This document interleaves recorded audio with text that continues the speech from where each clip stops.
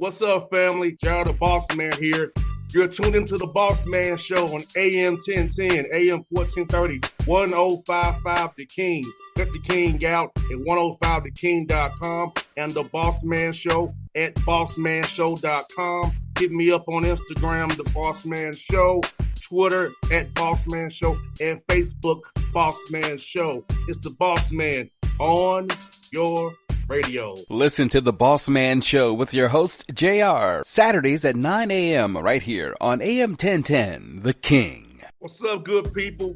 BetOnline is your number one source for all your betting needs. The latest odds, lines, and matchup reports for baseball, boxing, golf, and more. BetOnline continues to be the fastest and easiest way to place your wagers, including live betting and your favorite casino and card games available to play right from your phone. Head to the website or use your mobile device to sign up today and get in on the action. Remember to use your promo code BELIEVE, BLEAV, for your 50% welcome bonus on your first deposit. BetOnline, where the game starts. BS3 Network, changing the way you watch TV.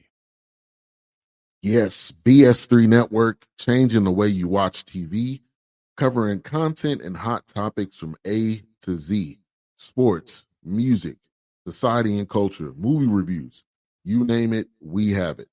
Check it out on bs3network.com or check us out on Roku, BS3 TV on Roku, as well as check out your favorite podcast on all podcast platforms or Spreaker.com/BS3 Network. You are now tuned to BS3 Network.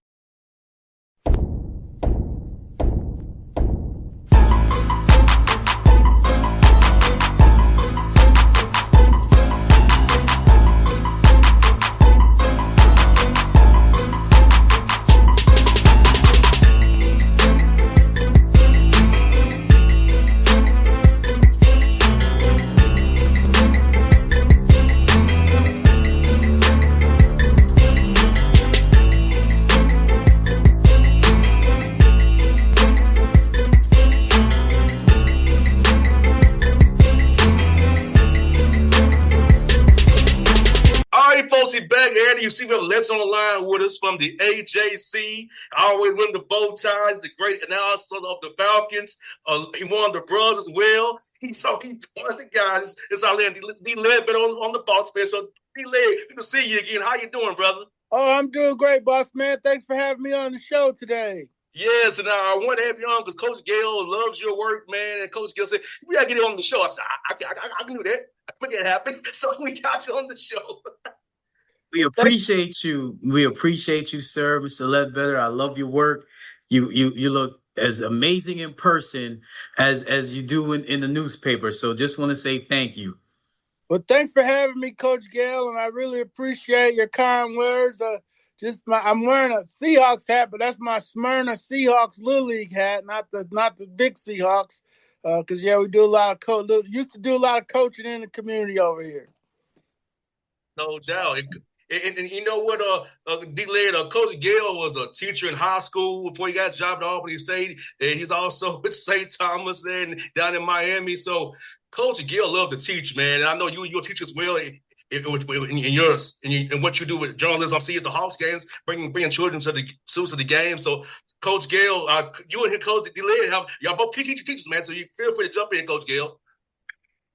So Mr. Ledbetter, I know that you're in the community still, and I know you've been, doing things in journalism and doing things in education for a long time. So we have a lot of young people that will tune into this show and try to figure out what their path is. Talk a little bit about your career path from its genesis, maybe in high school, college to where you are right now. Yeah, Coach Gayle, it all started, my journalism career started in junior high school when I'm on the team, but they needed articles for the junior high student newspaper. So my English teacher got me involved with the student newspaper, which, now that'd be probably the student blog or social media or, however the teams communicate in their high schools now, or the yearbook. And it just kind of grew from there. Did it in high school, went to college, got a journalism degree, and was able to land some job. But also, ended up going to law school there on the side, which allowed me to teach at later on. But while continuing to work on my craft at various newspapers that, for our kids now, they might not be around. There'll be websites instead of the Charlotte Observer, Cincinnati Enquirer, Milwaukee Journal, or the Atlanta Journal-Constitution. You got Bleacher Report, Yahoo, ESPN.com, The Athletic. It's going to be a different form, but there's still going to be stories to be told, and for people to write them, produce them, talk about them, and be shot on camera and moved over the digital platform. So, just starting early and continuing to work on my craft was a plan that's worked out for me and probably be a good plan for the young kids that are watching today. I love what you said. Let me ask you this, Led. I know when I got started in 2012, it was really much you need to have callers behind your name and pretty much be on the radio or print. Now it's digital media. So for you being in print, but going more digital, how have you had to adapt yourself and how you go about the business of the day to the new way of putting it on digital platforms rather than it being in the paper so much? See, people like to be on their phones and iPads so much now. Yeah, the big change was, we used to be split. You had print, radio, and TV. And now you have to be able to go across all three of those platforms. I have to be able to go on the radio. I have to be able to go on television. You have to be able to do a podcast, which might be just reading what you wrote for the story and breaking it up in more digestible audio and digital form. So, being able to write is still going to be the foundation of what you do, but you have to be able to span all the platforms. Now, it wasn't real easy getting used to being on camera.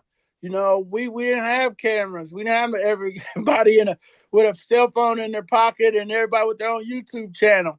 So it was a matter of getting used to that, talking to the camera, and being confident about your information. So, that all that's all done by your preparation and your homework. Because when you get on that camera, you got to make people believe that you're telling them the truth and you shoot them straight.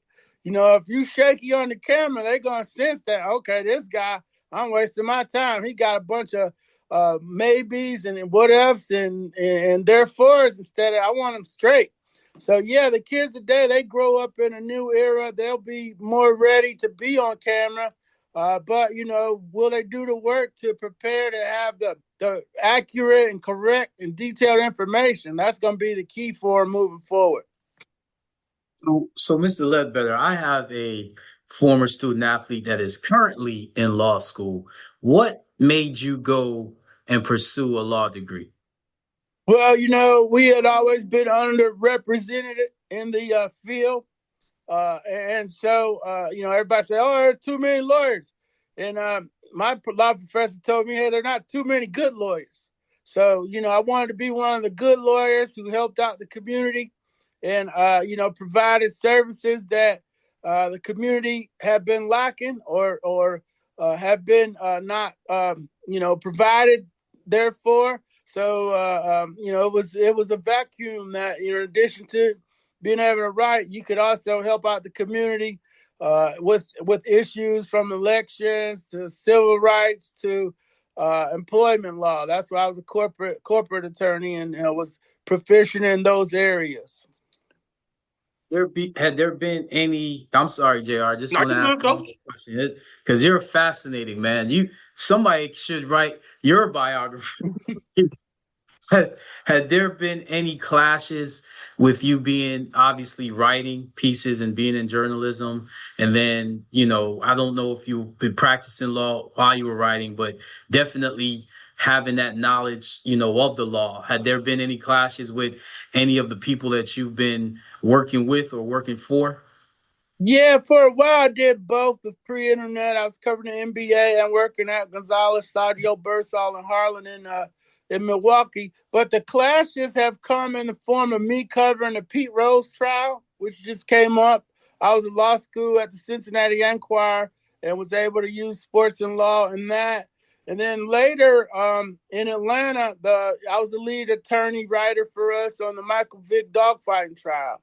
So, that was important trial that we had to balance, the importance to the football team along with his legal rights in a federal RICO dogfighting trial. Myself and Steve Weiss, who's at NFL Networks, Steve took the team and I took the courts that year.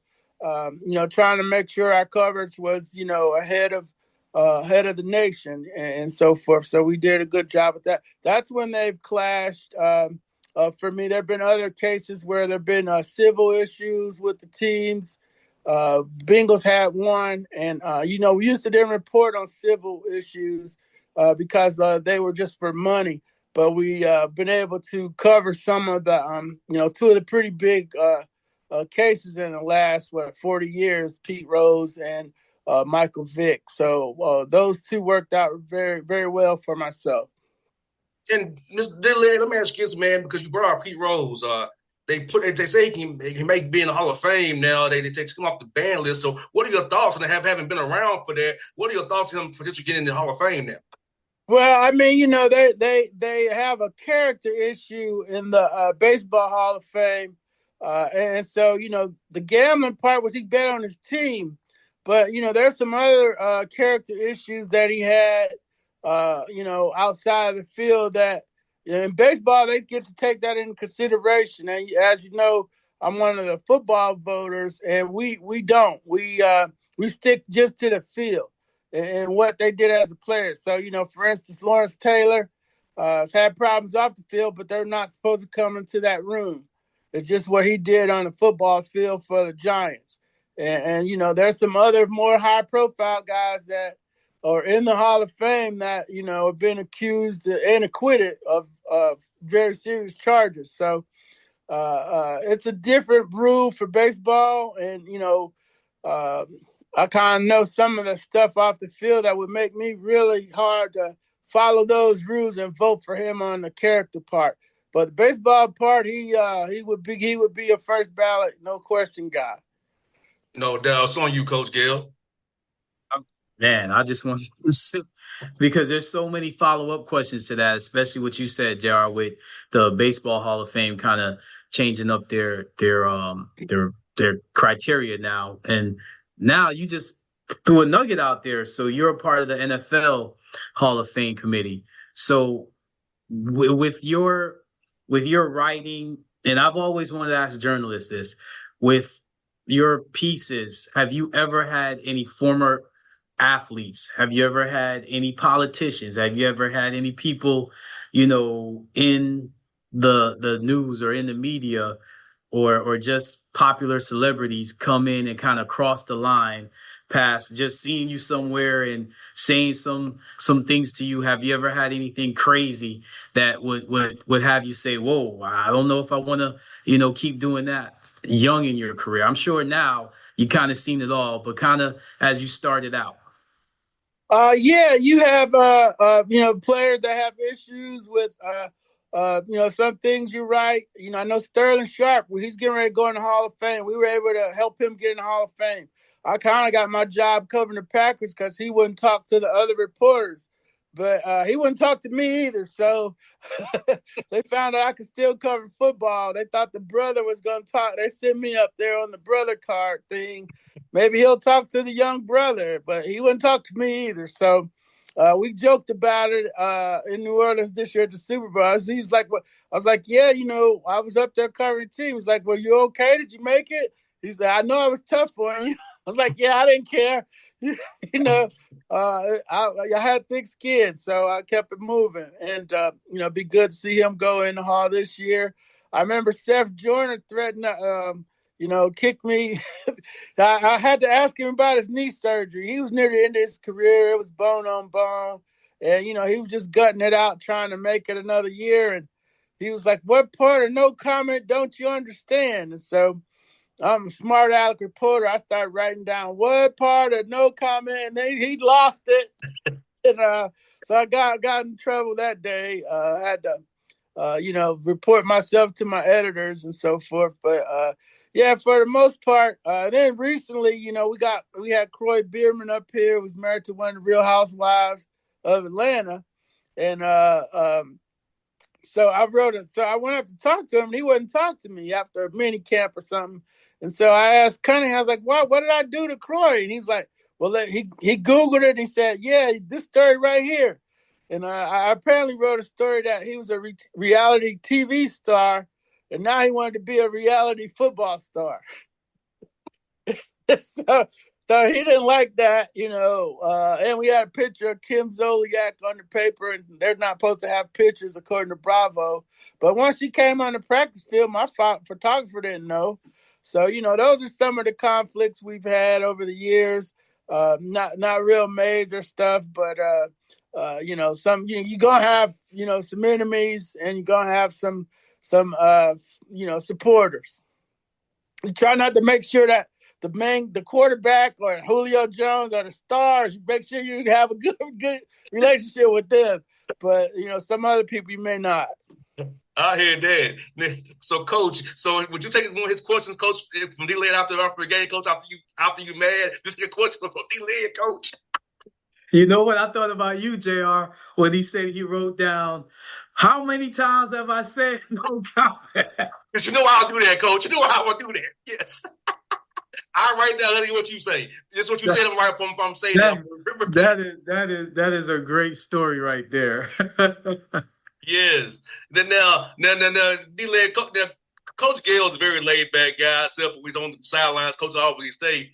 Now, in your coaching career, D-Led, do you get very heated on the field, or do you kind of just be like, okay, come on, let's chill, or you get really intense out there, kind of like Coach Gayle does? When he's not smiling. When I started out, it was kids. So, coaching, I had like 5 all the way up to 12, 13. But at first, I was off the chain. And then I was like, why am I yelling at 5-year-olds? so I had to refocus, and I got Tony Dungy's book, The Quiet Storm. I think that's it. It's over there on the case. But Coach Dungy talked about how he never raised his voice, how Chuck Noll never raised his voice at them, how he looked the players directly in the eye and shot them straight. So I would make sure I talked to my kids in a low tone and make sure they understood the assignment, and made them look me in the eye.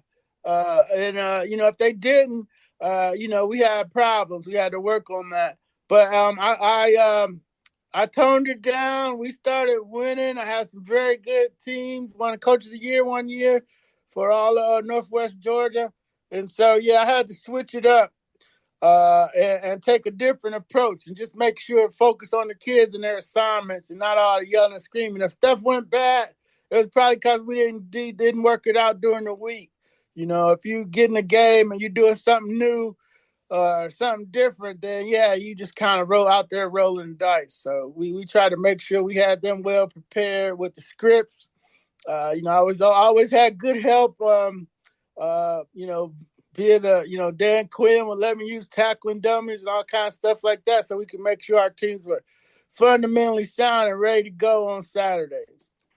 That's a real coach right there. I like what you said, that if it doesn't go well on game day, that means you did something wrong in practice, because I never like to do anything weird in practice.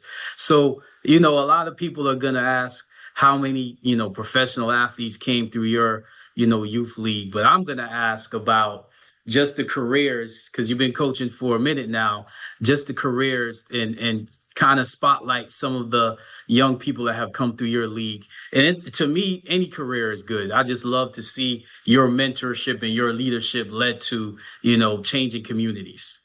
Yeah, no doubt. Justin Hayes was All-American at Sanford, and he works for the Falcons right now. Lawrence McIntosh played at a few different schools, ending at Maryland Eastern Shore.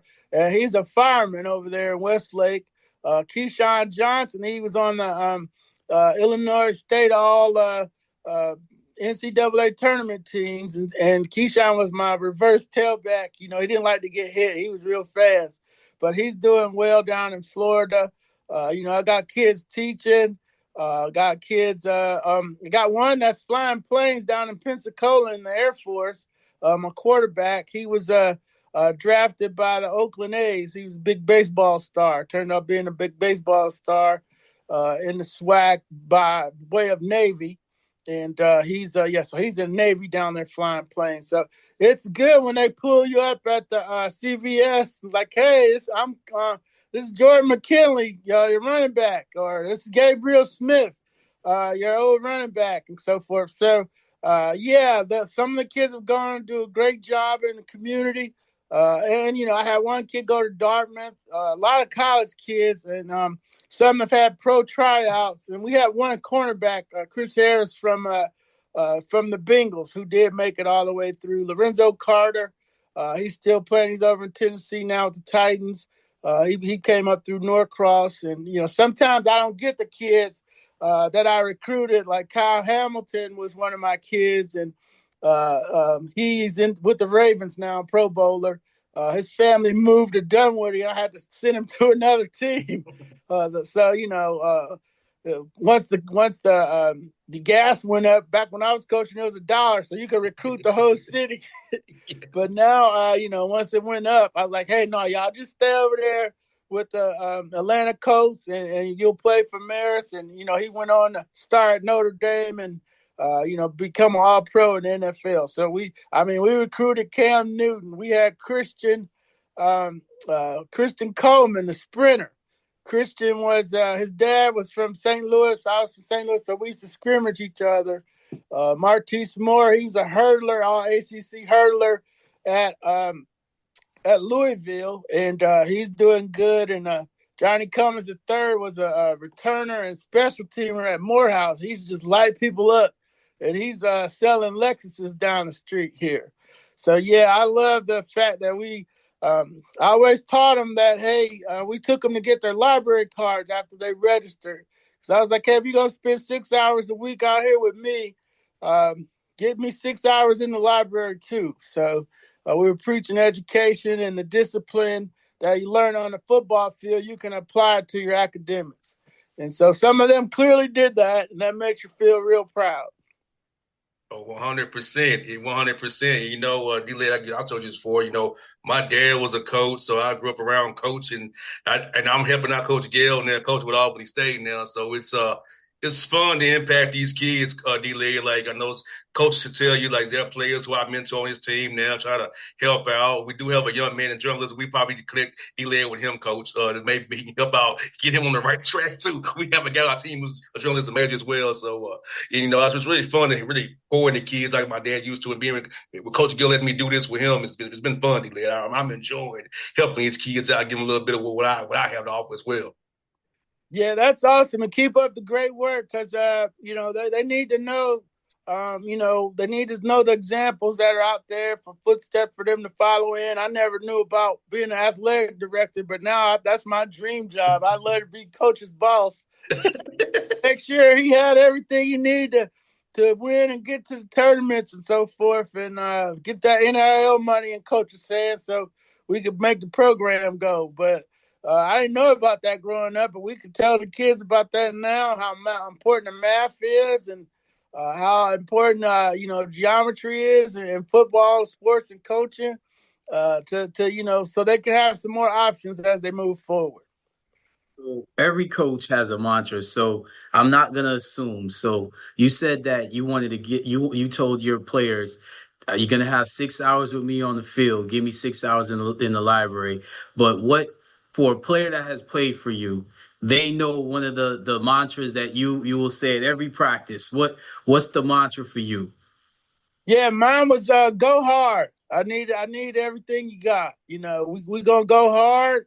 If we get it wrong, we gonna fix it, but we gonna go hard the whole time. So whether we running sprints at the end of practice or doing jumping jacks at the beginning, we gonna do our best for that whole 2 hours, and we gonna go hard. And then if we get on the football field and we things ain't going our way, we still gonna be going hard. So, no matter what in life, I learned from Pete Gillen, who was a coach at Xavier when I was in Cincinnati. He's like, hey, you can go hard every day. You can play defense in basketball every day. Your jumper might not be falling, but I gotta have that every day, and that's what I preach to the kids. And it was great because I go see the high school games. I can kind of pick out my kids on kickoff coverage because they're the first ones down the field lighting people up. So, go hard was my mantra, and it applies to football and life. And what's yours, Coach? So if you know me and you play for me, then my favorite line has always been, "The real world will teach you better than I can." So everybody that plays for me, they hear that, and about 2 years, about a year or two after they leave me, they always say, "Coach, you were right." No, and my dad's was master. Every motion counts. Yep. That was his favorite line. Every motion counts. So we were out on his basketball court. Every motion counts. Mm-hmm. Everything you do counts. So, I use it to this day, D-Led and Coach. Even on his radio show, everything I do matters. Every guest matters. Every question matters. So that's still stuck in my head, even though 13 years in this radio game, everything I do matters when I get on this radio show, man. Mm-hmm. So Mr. Ledbetter, let me ask you this question, because you've interviewed coaches, you've been around coaches, you are a great coach, and to me, a great coach is all about leadership. What to you, and I want you to be specific to the sport, what makes a great coach?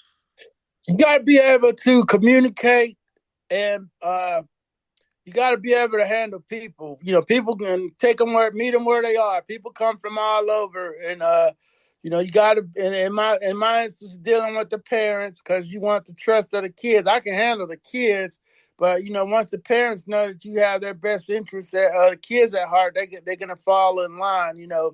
Now, the parents I started with in 2006, they were a lot different than the parents in 2018.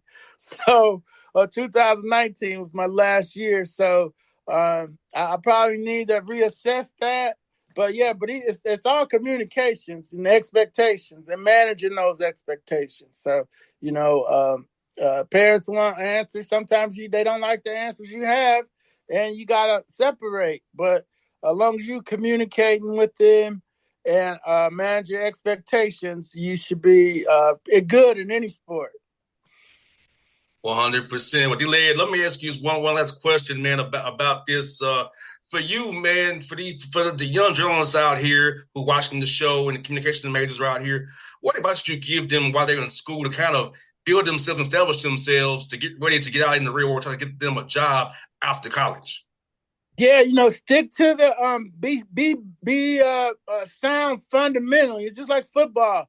Don't be trying to catch the one-handed pass when you can't catch the fundamental straight ahead pass. Don't be trying to be Stephen A. Smith where it took him 20 years to get there. You got to handle the basics first. So build your solid foundation and not just rely on quick, short, hot takes or yelling and screaming. There's got to be some work put in. So there's got to be some dedication to the craft to put in the work and make sure that you are fundamentally sound before you start growing and going off into different other things. So, fundamentals, just like in basketball or just like riding a bike. You're not going straight to the Tour de France. On your first day getting on the bike, you're not. You're gonna fall a couple times. So, but keep getting back up and keep doing the work. That'd be the advice I give the young kids starting out in journalism. Just get some reps in wherever they're at. Student newspaper, the student social media site, the yearbook. Just keep getting practice as much as you can and keep working on the craft and build up your fundamentals. Oh, let us know on you, Coach. Take it where you want to go, brother. So you know my last question, because you're in sports media and I'm a coach, and we're not just talking about the big news in the coaching world today, but with this has been going on really for the last few years, with coaches kind of getting fired before, and it's at all levels, high school, college, NBA, kind of coaches getting let go before they can really do the job that they were hired to do, and they did the job that they were hired to do. They surpassed expectations, but for whatever reason, the bar got lifted before they can actually catch the bar. What do you think about this climate with just coaches in general? It's you're a coach. What do you think? Yeah, the situation is now that, the teams make money no matter what. Like the NFL, they before they even kick off on Sunday, everybody's in the black because they got all this TV money and so forth. So the days of Mike Tomlin and teams with sustained winning, staying with the coach over a long, long period of time, those are over because, they got to cater to the whims of the fans and it blows back and forth. So even with sustained winning doesn't guarantee you success. The winningest coach in Falcon history, Mike Smith, was let go after 2 down seasons, after 6 straight years of playoffs. So, and they haven't been the same since. So, if you're talking about sustained winning, the teams that have won over time have had very few coaches. Look at the Steelers. Look at the Green Bay Packers. Look at the New England Patriots with Belichick. You can say it was Belichick. You can say it was Brady, but they didn't fire the coach. So, you keep changing coaches every year. Thibodeau is what we're referring to today in New York. He exceeded expectations. Look like they have a good foundation to move forward with. They're going to bring somebody else in to finish off the deal. We saw that with John Gruden and Tony Dungy in Tampa. We've seen it a few other times here. But if you really say you want to be a sustained winning franchise, you don't tear up the foundation every couple of years is what we're seeing. And I asked Coach Smith, I was like, Coach, why are they doing this? Because it went down from like an average of 4.8 years to 3.2 years. So you don't have a 5-year plan anymore. And I was like, why is that so? He's like, because they can. And the they is the owners. No doubt. We'll leave it there. Coach Gayle and JR here with D. Ledbetter. It's been a great show. It's been fun. We'll do this again down the road, man. It was a pleasure to have you on the show. Well, thank you, JR, and thank you, Coach Gayle, for having me on the show. It's my pleasure. You all have a great rest of this week and continued successes to you both. Thank you so much. Bless you, Mr. Ledbetter. You are a blessing to our young people. Well, thank you. I really appreciate that, Coach Gayle. BS3 Network. Changing the way you watch TV. Yes, BS3 Network, changing the way you watch TV, covering content and hot topics from A to Z. Sports, music, society and culture, movie reviews. You name it, we have it. Check it out on bs3network.com or check us out on Roku, BS3 TV on Roku, as well as check out your favorite podcast on all podcast platforms or Spreaker.com/BS3 Network. You are now tuned to BS3 Network. What's up, good people? Bet Online is your number one source for all your betting needs. The latest odds, lines, and matchup reports for baseball, boxing, golf, and more. Bet Online continues to be the fastest and easiest way to place your wagers, including live betting and your favorite casino and card games available to play right from your phone. Head to the website or use your mobile device to sign up today and get in on the action. Remember to use your promo code BELIEVE, BLEAV, for your 50% welcome bonus on your first deposit. Bet Online, where the game starts. What's up, family? Jared the Bossman here. You're tuned into the Bossman Show on AM 1010, AM 1430, 1055 The King. Let the King out at 105theking.com and the Bossman Show at bossmanshow.com. Hit me up on Instagram, The Bossman Show, Twitter at Bossman Show, and Facebook, Bossman Show. It's the Bossman on your radio. Listen to The Bossman Show with your host, JR, Saturdays at 9 a.m. right here on AM 1010, The King.